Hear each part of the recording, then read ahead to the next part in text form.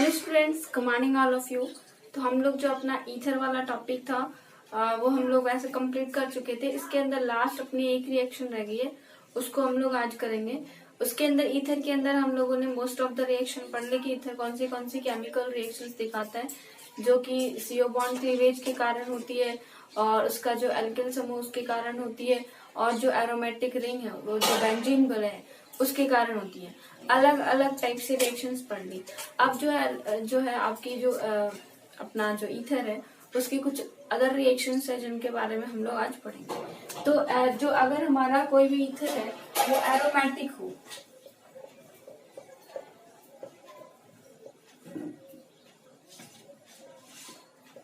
Aromatic ether का मतलब क्या होता है? अगर जो अपना ईथर में कोई भी एक बेंजीन समूह या एरोमेटिक ग्रुप हो, जैसे कि सपोज करो अपना ये है, इसके अंदर एक समूह अपना क्या है, फेनिल रिंग है और एक आपका क्या है, CH3 है। तो इसके अंदर जो ये फेनिल रिंग है ये अपना क्या हो गया, एक एरोमेटिक ग्रुप हो गया। ये जो बेंजीन रिंग है ये क्या है, एरोमेटिक ग्रुप है ना, तो ये क्या हो जाएगा, आपका एरोमेटिक ईथर हो जाएगा। तो हम लोग देखते हैं एरोमेटिक ईथर की इलेक्ट्रॉन्स नहीं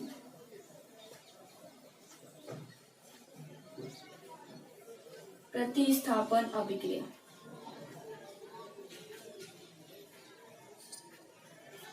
ठीक है, एरोमेटिक ईथर की इलेक्ट्रॉन्स नहीं प्रतिस्थापन अभिक्रिया। अब सपोज करो हमने एरोमेटिक ईथर ये लिया है, ठीक है, तो हमें इसकी करानी किसके साथ में, कोई भी इलेक्ट्रॉन्स नहीं के साथ में। अब आपको इलेक्ट्रॉन्स नहीं का केस पता होगा। इलेक्ट्रॉन्स नहीं क्या होता है, इलेक्ट्रॉन्स नहीं जो भी क्या बोलते हैं, इलेक्ट्रॉन को अपनी तरफ क्या करते हैं, अट्रैक्ट करते हैं, उन्हीं को हम लोग इलेक्ट्रॉन्स नहीं बोलते। इलेक्ट्रॉन लविंग स्पीसीज क्या कहलाती है, इलेक्ट्रॉन फाइल या इलेक्ट्रॉन्स नहीं।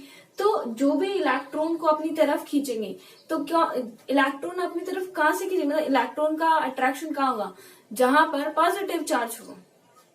ठीक है, अब देखिए यहाँ पर जो क्या बोलते हैं नाभिक, ये इलेक्ट्रॉन्स नहीं है, ये इलेक्ट्रॉन्स नहीं पे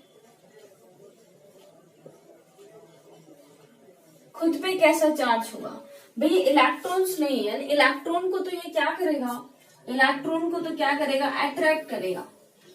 ठीक है, अट्रैक्ट करेगा इसका मतलब क्या, उसको आकर्षित करेगा। तो खुद के पास कैसा है, पॉजिटिव है, तभी तो इसको इलेक्ट्रॉन को अट्रैक्ट कर रहा है, नहीं तो नहीं करता। ठीक है, तो इसके पास खुद के पास क्या रहेगा, पॉजिटिव, और ये नेगेटिव चार्ज को क्या करेगा, अट्रैक्ट करेगा। अब हमें ये देखना है कि ये जो रिंग है एरोमेटिक ईथर, यहाँ पर कहाँ कौन सी स्थिति पर जाके अपना एरोमेटिक जो ये रिएक्शन है इलेक्ट्रॉन्स नहीं प्रतिस्थापन अभिक्रिया वो संपन्न होती है। तो देखिए हम लोग इस ईथर को में एक एग्जांपल ले लेते हैं। अगर आप यहाँ पे, मैं ये नहीं कह रही आप CH3 लगाओ, आप यहाँ पर कोई भी R ग्रुप लगा सकते हो। ठीक है, तो हम लोग क्या करते हैं, सिंपल ऐसा लेके देखते हैं कि ये सपोज करो कोई भी R ग्रुप है। ठीक है, मैं यहाँ पे स्पेशली किसी CH3 को नहीं लिख सकती या नहीं लिख रही क्योंकि मैं बता रही हूँ कि यहाँ पे कोई भी ईथर ले सकते हो। बट एक चीज आपको याद रखना है कि एक ग्रुप आपका क्या होना चाहिए, एरोमेटिक होना चाहिए। ठीक है, अब देखिए क्या किया आपने, ये ले लिया। अब इसके अंदर आपको पता होगा जब हम इसकी अनुनादी संरचनाएं बनाएंगे, कौन सी संरचना, अनुनादी संरचना अगर बनाते हैं तो अनुनादी संरचना में क्या ध्यान रखते हैं हम लोग कि ये जो अपना इलेक्ट्रॉन्स होते हैं यहाँ पे कौन सा इफेक्ट लगता है, +M, कि ये जो इसके इलेक्ट्रॉन्स हैं ये मेसोमेरिक इफेक्ट दिखाते हैं, यानी कि जो इनके लोन पेयर्स हैं, ये लोन पेयर ये रिंग में क्या करते हैं, पार्टिसिपेट करते हैं अनुनाद में। ठीक है, तो यहाँ पर क्या करेंगे, इस रिंग के अंदर पार्टिसिपेट करेंगे। ठीक है, जैसे ये इधर जाएगा, ये अपना जो बॉन्ड है ये कहाँ जाएगा, यहाँ पे जाएगा। ठीक है, तो क्या हो जाएगा अपना,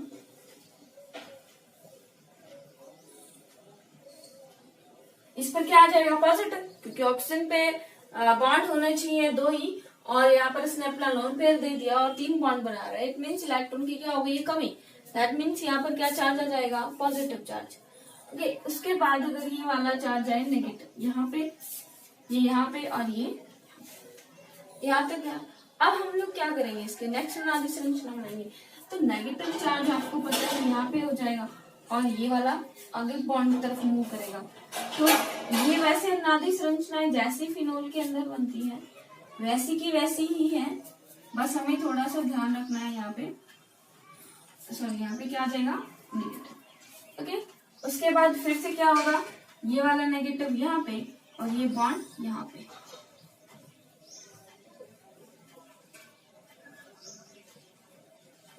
पॉजिटिव। उसके बाद ये यहाँ पे गया, ये यहाँ पे, और यहाँ पे क्या आ गया, नेगेटिव चार्ज। फिर नेक्स्ट क्या होता है, ये नेगेटिव चार्ज इधर चला जाता है और ये फर्दर वापस से चला जाता है, तो अपना क्या हो जाता है, यहाँ पे और आर बच जाता है और यहाँ पे इस टाइप से। ये अनादि संरचना है, आपको जैसे फिनोल के अंदर थी वैसी की वैसी ही है, क्योंकि फिनोल के अंदर सिर्फ आर ग्रुप की जगह क्या था, एच। अब आप एक चीज देखना, यहाँ पे ध्यान रखना, फिनोल में यहाँ पे एच था और यहाँ पे क्या है, आर। आपको पता होगा कोई भी जो आर ग्रुप होता है हाइड्रोकार्बन समूह, और एल्किल समूह का कौन सा इफेक्ट होता है, प्लस आई, तो ये भी अपनी इलेक्ट्रॉन डेंसिटी इधर देगा और फिर ये क्या देगा, इधर देगा। तो यहाँ पे इसके अंदर जो अपना इलेक्ट्रॉन डेंसिटी होती है वो रिंग में ज्यादा जाती है एज कम्पेयर टू किसके, फिनोल के, क्योंकि फिनोल का कोई इफेक्ट में, हाइड्रोजन का तो कोई इफेक्ट होता नहीं है ना। ठीक है, अब देखो ये चीज छोड़ो, आपको बस ये देखना है कि इलेक्ट्रॉन्स नहीं प्रतिस्थापन। अब मुझे ये बताना कि मैं किसके साथ करा रही हूँ, कोई भी इलेक्ट्रॉन्स नहीं के साथ इसकी अभिक्रिया करा रही हूँ। इलेक्ट्रॉन्स नहीं क्या है, जिसको इलेक्ट्रॉन चाहिएगा, अब वो इसकी किस स्थिति पर आके जुड़े ताकि उसकी कंडीशन फुलफिल हो जाए कि वो इलेक्ट्रॉन्स मतलब उसको मिल जाए। ठीक है, अब आप देखना, ये इसकी ऑर्थो पोजीशन है, ये इसकी पैरा पोजीशन पे नेगेटिव चार्ज है और ये इसकी दोबारा ऑर्थो पोजीशन पे नेगेटिव चार्ज है। इसकी ऑर्थो पैरा ऑर्थो यानी कि ऑर्थो और पैरा स्थिति पर इलेक्ट्रॉन जो घनत्व होता है, ऑर्थो पैरा स्थिति पर जो इलेक्ट्रॉन घनत्व होता है वो क्या होता है, ज्यादा होता है। ऑर्थो पैरा स्थिति पर इलेक्ट्रॉन घनत्व क्या है, ज्यादा है। अगर इलेक्ट्रॉन घनत्व ज्यादा है, इट मीन्स जो इलेक्ट्रॉन्स नहीं है वो आसानी से आएगा और आसानी से आके यहाँ पर क्या हो जाएगा, जुड़ जाएगा। तो मोस्टली इलेक्ट्रॉन्स नहीं प्रतिस्थापन अभिक्रिया होगी तो वो कौन सी स्थिति पे होगी, ऑर्थो पैरा स्थिति पर। तो यानी कि जो आपका ये वाला ग्रुप होता है, जो ईथर एरोमेटिक ईथर, ये कौन सा ग्रुप होता है, ऑर्थो पैरा निर्देशी, यानी कि ऑर्थो पैरा पे आके अपना इलेक्ट्रॉन्स नहीं आके जुड़ता है। इलेक्ट्रॉन्स नहीं के केस में, इलेक्ट्रॉन्स नहीं के केस में ये क्या होता है, ऑर्थो पैरा निर्देशी होता है। अब हम लोग क्या करेंगे कि इसकी कुछ रिएक्शंस के बारे में पढ़ेंगे, कौन कौन सी रिएक्शंस होती हैं जो कि इलेक्ट्रॉन्स नहीं प्रतिस्थापन होती है। तो फिनोल में हमने वही रिएक्शंस पढ़े हैं और वही रिएक्शंस हम लोग कहाँ पढ़ लेंगे, यहाँ पर पढ़ लेंगे। सेम डिटो रिएक्शन है। पहले हम लोग कौन सी पढ़ते हैं, नाइट्रीकरण या सल्फोनीकरण। ठीक है, तो फर्स्ट अपनी रिएक्शन क्या हो जाएगी, नाइट्रीकरण। नाइट्रीकरण में हम लोग क्या करते हैं, जो भी आपका ये ईथर ले रहे हो आप, सपोज करो मैंने यहाँ पे आपकी बार कोई पर्टिकुलर ग्रुप ले लिया, जब ये इस प्रकार का होता है तो इसको बोला जाता है एनीसोल, याद रखना, एनीसोल बोला जाता है। यानी कि मतलब क्या है कि जब बेंजीन रिंग पे OCH3 वाला समूह जुड़ा हो, OCH3 समूह जुड़ा हो तो उसको क्या कहा जाता है, एनीसोल कहा जाता है। ठीक है, तो ये OCH3 जुड़ा है, इसकी हम लोग किसके साथ रिएक्शन कराते हैं, HNO3 प्लस H2SO4, और दोनों ही क्या है, कंसंट्रेटेड है, ये जरूर याद रखना। आपने करा रिएक्शन, आपको पता है HNO3 और H2SO4 की प्रेजेंस में क्या इलेक्ट्रोफाइल होता है, इन दोनों के केस में इलेक्ट्रॉन्स नहीं होता, NO2 पॉजिटिव। यानी कि NO2 पॉजिटिव कहाँ जाके जुड़ेगा, या तो इस एनीसोल की कौन सी स्थिति पे जुड़ जाए, OCH3 की ऑर्थो स्थिति पे NO2 जुड़ जाए, या फिर क्या हो जाएगा, इसकी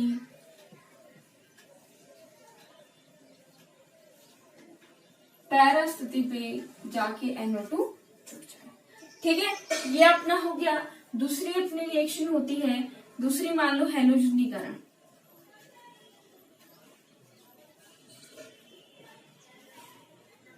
हैलोजनीकरण में हम लोग क्या कराते हैं, हैलोजन की उपस्थिति में रिएक्शन कराते हैं। तो जो भी आपका सपोज एनीसोल है,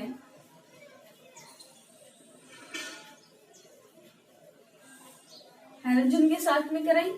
ठीक है, अब हैलोजन के साथ में यहाँ पर CH2 लेते हैं एक मीडियम के तरीके से, या एसिटोफिनोल लेते हैं। ठीक है, ये ले लेना आप लोग। फिर क्या होता है, हम लोग इसकी रिएक्शन कराते हैं तो वही या तो क्या बनेगा, पैरा स्थिति पर, या फिर क्या बना सकता है,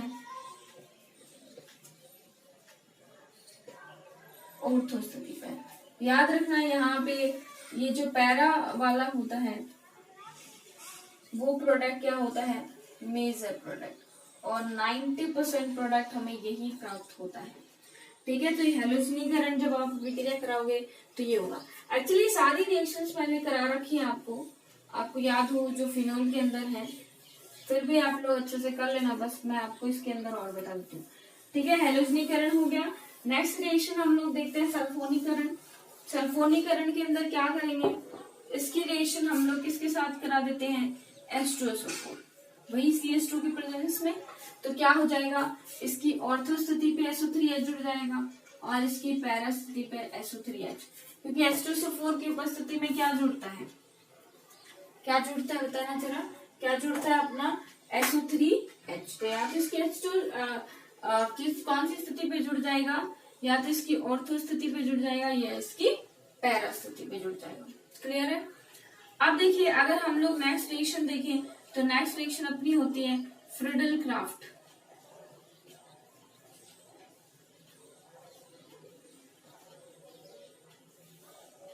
फ्रीडल क्राफ्ट अभिक्रिया में आपको याद हो तो मैंने किस दो टाइप की रिएक्शन बताई थी, एक बताई थी एल्काइलेशन या एल्कलीकरण, और एक बताई थी एसिटाइलेशन एसिटिलीकरण। तो एल्काइलेशन या एल्कलीकरण के अंदर क्या होता है, हम लोग CH3Cl के साथ रिएक्शन कराते हैं। तो CH3Cl के साथ कराओगे तो वही दो प्रोडक्ट आपको प्राप्त होंगे, OCH3 की ऑर्थो स्थिति पे CH3 जुड़ जाए, ठीक है, और इस OCH3 की पैरा स्थिति पे CH3 जुड़ जाए। अब इसका नाम बताना जरा क्या होगा। यहाँ पे देखिए हम लोग इस एनिसोल को ना देके यहाँ पे इस एनिसोल ग्रुप का ये धातु तो क्या बन जाता है, अगर बेंजीन रिंग पे CH3 तो क्या होता है, टोलुइन। तो यहाँ पर हम लोग क्या लेते हैं, इस ऑर्थो को क्या मान लेते हैं, मेथॉक्सी। मेथॉक्सी समूह ना ऑक्सीजन के साथ CH3 है, ऑर्थो पे मेथॉक्सी और क्या लिखेंगे, टोलुइन, और यहाँ पे क्या लिखेंगे, पैरा पे मेथॉक्सी टोलुइन।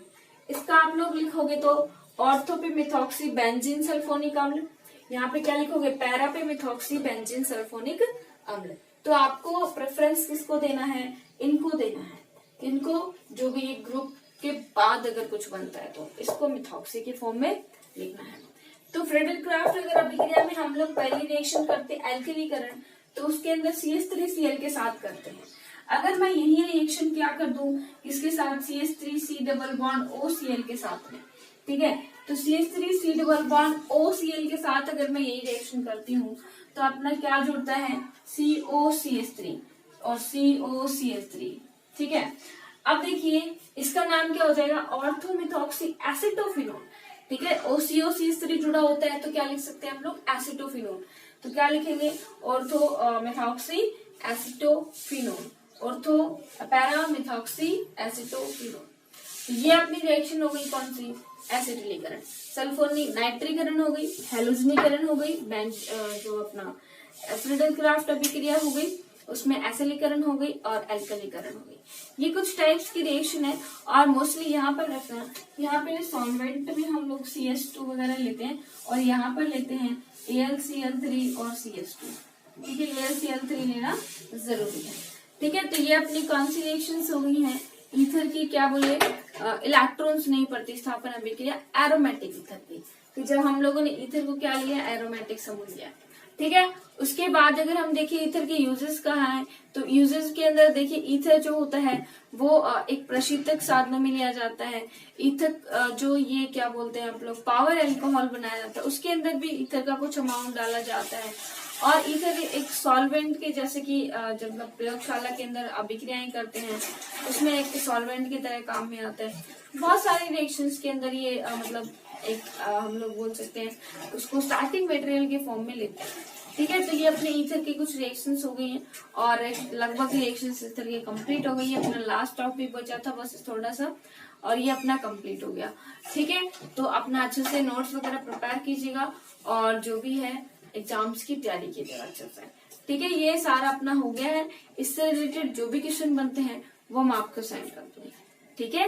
इतने आप अच्छे से इस कंप्लीट चैप्टर को कंप्लीट कीजिए और अपने नोट्स प्रिपेयर कीजिए।